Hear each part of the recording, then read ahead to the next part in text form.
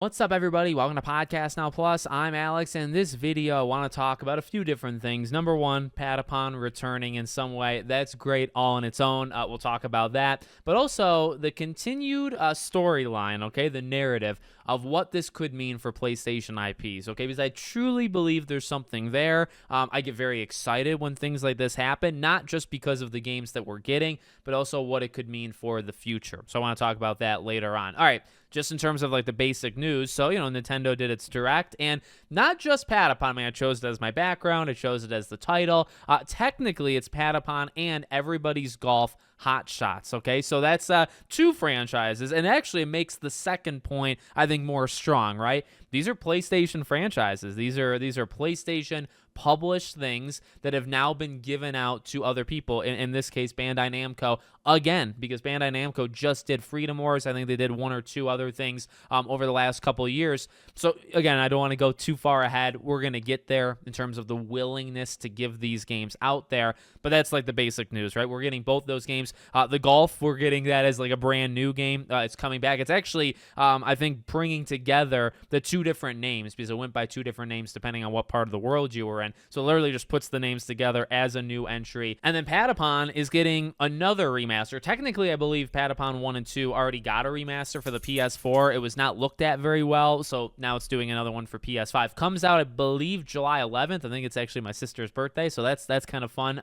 But we're getting both those games. Okay, one's a remaster, one's a brand new game. I've actually never played Everybody's Golf. I've actually played very, very few golf games my entire life, but it's an interesting one. I would maybe check it out. Patapon, oh, heck yeah. Yeah, this is a great game. I'm very glad to see it back. Again, that's why I wanted to kind of lead with that. But no, it's a good one. If you've never played it before, check that one out. Just trust me, I guess, on that one. But okay, all right. So what does this mean for the future of PlayStation? What I really just get excited about is anytime we see, and these are, I would say, more under the radar. Freedom Wars was under the radar. Like, they're not picking the kill zones. They're not, and that does concern me a little bit because of what I'm about to say, right? Because I do have hope, and I do, I want these things to happen, but you also look at it and you say, okay, well, what are the franchises that they're picking here? Point being, PlayStation is continuing to be very willing to give these things out, okay? And they seem to only do it Bandai Namco, but I feel like they'd be willing to do it with other people if they asked.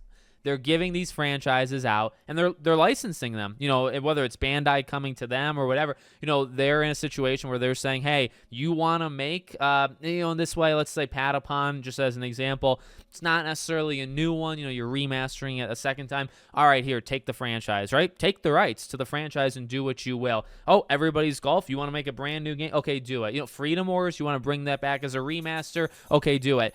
It just, I think, is a very, very good sign that PlayStation is willing to do something like this. They're willing to look back at their catalog. And I mean, and here's the point that everybody's making that I think is important to always bring up, right? You can either let these franchises stay dead forever, or if you literally just have anybody on planet Earth that wants to do something with them, you give it to them. And at least this shows, not just once, not just twice, not even just 3 times, because they've done it more than that, multiple times. I think we're approaching 2 hands, counting with 2 hands. They've done it time and time again. And that's great. That's really great because, again, like, you can let Patapon die. You can let Freedom Wars die. And these are not the biggest games. These are games that are probably going to sell a couple, like Freedom Wars Remastered probably did not even sell 100,000 units, okay? I'm going to be just genuinely honest. That game probably sold very poorly. But you know what? It exists. Like, you got it. We got it. No, I actually didn't even buy it, but we got it. Patapon, like, how well does this do? Well, it's, coming out across a variety of different consoles. I think actually it would do really, really well on Switch, so we'll have to see if that helps it. Maybe it sells a couple 100,000. That's great. You could let Patapon die and rest forever, or you could just try it again one random time. It doesn't hurt. It doesn't hurt. So, again, you think about what they're picking, right? Like, these are not franchises that come to mind when I think about, and I always bring up, like, the PS3 era. I will tell you, one, Puppeteer. Puppeteer is one that I really want because I think that was from Japan Studio. That one is a game that sold terribly, back in the day, but it's so freaking good. Also very rare to get physically, by the way, but so freaking good. Kind of an underrated gem. A game that never really sold well and probably still wouldn't sell well, but would be worth like a remaster.